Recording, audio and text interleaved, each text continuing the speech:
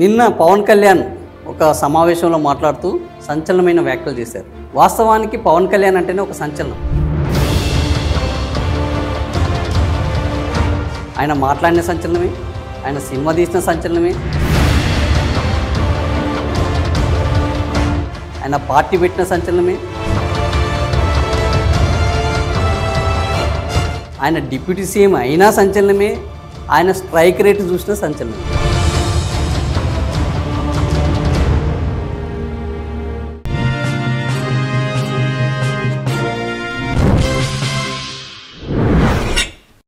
Hello friends, hi. Social post అప్డేట్స్కు స్వాగతం. సంచలనాలకు కేర్ ఆఫ్ పవన్ కళ్యాణ్. నిన్న ఇలాంటి సంచలనం ఇంకోటి చేశారు. 2029లో జగన్ ఎట్లా అధికారంలోకి వస్తారో చూస్తాను. కేసులు పెడతాం, వస్తే 29లో మేము చూస్తామంటే మీరు రావాలి కదా. మీరు ఎలా వస్తారో మేము చూస్తాం. చాలా గొప్ప అంశం ఇది. ఎందుకంటే ఏ పార్టీలో ఉన్న వాళ్ళైనా తాము మరొకసారి అధికారంలో కొనసాగుతాము అనేది విశ్వాసం. మేము అద్భుతంగా పాలిస్తాము అనేది ఇంకా ప్రగాఢ విశ్వాసం. కానీ ప్రతిపక్షం అనేది ఎప్పటికి కూడా ఇంకా అధికార పక్షంలోకి రాదు అనేది అతి విశ్వాసం. నిన్న పవన్ కళ్యాణ్ మాటలు చూస్తే జగన్ ఎట్లా అధికారంలోకి చూస్తాము అని అంటే, అసలు అధికారాన్ని కట్టబెట్టేది పవన్ కళ్యాణా, ప్రజల? అంటే ప్రజలు నిర్ణయించుకున్నా కూడా పవన్ కళ్యాణ్ ఆ నిర్ణయాన్ని మారుస్తారా? ఇదేమన్నా సినిమా స్క్రిప్టా, ప్రజాస్వామ్యమా? పవన్ కళ్యాణే నేను అధికారంలోకి రాకుండా ఆపగలను అని అనుకుంటే గత ఎన్నికల్లో కూడా ఇదే ఛాలెంజ్ చేశారు పవన్ కళ్యాణ్. ఆయనకే డిపాజిట్ రాలేదు. నిజంగానే ఈయన ప్రజల నిర్ణయాన్ని అంతగా ప్రభావం చూపగలడు అనుకుంటే ఇప్పటి వరకు ఎందుకు రాలేదు? మొన్న కూటమి నేపథ్యంలో కూటమికి వచ్చిన గాలి, పవన్ కళ్యాణ్ 100% స్ట్రైక్ రేటు, పవన్ కళ్యాణ్ చెప్పిన మాటలను, చంద్రబాబు చెప్పిన మాటలను, జగన్ మీద ఉన్న వ్యతిరేకత, అనేక అంశాలు కలిసి వచ్చి కూటమి ప్రభుత్వం ఏర్పడింది. It's good. ప్రజలు ఏది నిర్ణయించుకుంటే అదే ప్రభుత్వం. మిమ్మల్ని నిర్ణయించుకున్నారు, మీరు ప్రభుత్వంలోకి వచ్చారు. కానీ ఇంకొకరిని ప్రభుత్వంలోకి రానివ్వము, మీరే డిసైడ్ అయిపోతే ఇక ప్రజలు ఎందుకు, ఎన్నికలు ఎందుకు, ఓట్లు ఎందుకు, ఈ ప్రజాస్వామ్యం ఎందుకు?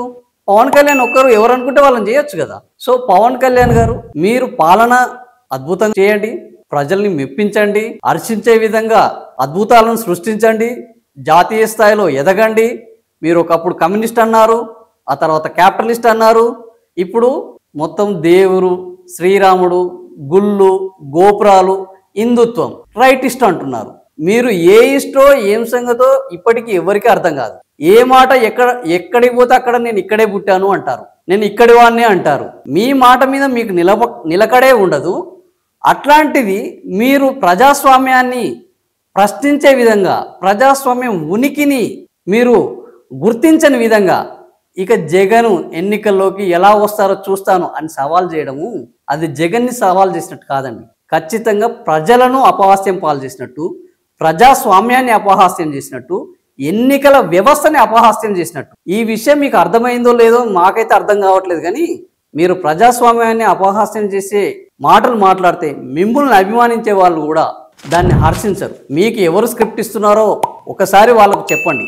ఎందుకంటే ప్రభుత్వాన్ని ప్రతిపక్షం విమర్శించాలి, కానీ ప్రతిపక్షాన్ని 24 గంటలు ప్రభుత్వం విమర్శించడం అనేది అది ప్రజలు హర్షించే విధానం కాదు. మీరు ఆల్రెడీ 1 year పూర్తి చేసుకున్నారు, సంబరాలు చేసుకుంటున్నారు.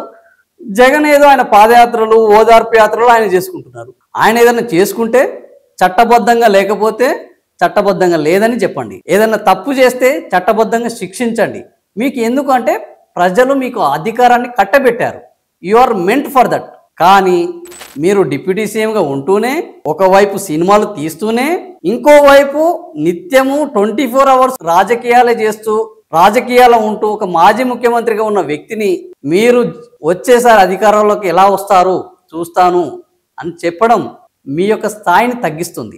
మీ స్థాయిని తగ్గించే పనులు చేయాలని ఎవరూ కోరుకోరు. మేము అదే కోరుకుంటున్నాం. మీ స్థాయిని పెంచే విధంగా మీరు వ్యవహరించండి. ప్రజాస్వామ్యం యొక్క విలువలను పెంచే విధంగా వ్యవహరించండి. ప్రతిపక్షం తప్పు చేస్తే వాళ్ళకు సరైన శిక్షలు పడి ప్రజలు హర్షించే విధంగా మీరు వ్యవహరించండి. ఇది బాగుంటుంది. కానీ మీరు ఎలా వస్తారో సినిమాల్లో డైలాగులు చెప్పడానికి నేను ఇబ్బంది పడతానని చెప్పి మీరు గొంతుకులు కూసేస్తాం, సినిమాలు చెప్పడానికి చాలా బాగుంటాయి ఇవి. సినిమాల్లో మించిన డైలాగులు నిజ జీవితంలో చెప్తున్నారు. రియల్ లైఫ్లో చెప్పేదానికంటే రియల్ లైఫ్లోనే ఎక్కువ డైలాగులు కోరుతున్నారు. కాలు మాలి మక్కిలు ఎరకొట్టు కింద కూర్చోబెడతా జాగ్రత్త, పిచ్చి వేషాలు వేయకండి ఎవరు కూడా. మీరు తొడలు కొట్టారు, చింపుకున్నారు, ఇదంతా చేశారు. అప్పుడు మీరు ప్రతిపక్షంలో ఉన్నారు కాబట్టి ప్రజలకు కూడా అది నచ్చింది. కానీ అధికార పక్షంలో కూడా తొడలు కొడితే ప్రజలు దాన్ని అసహించుకుంటారు.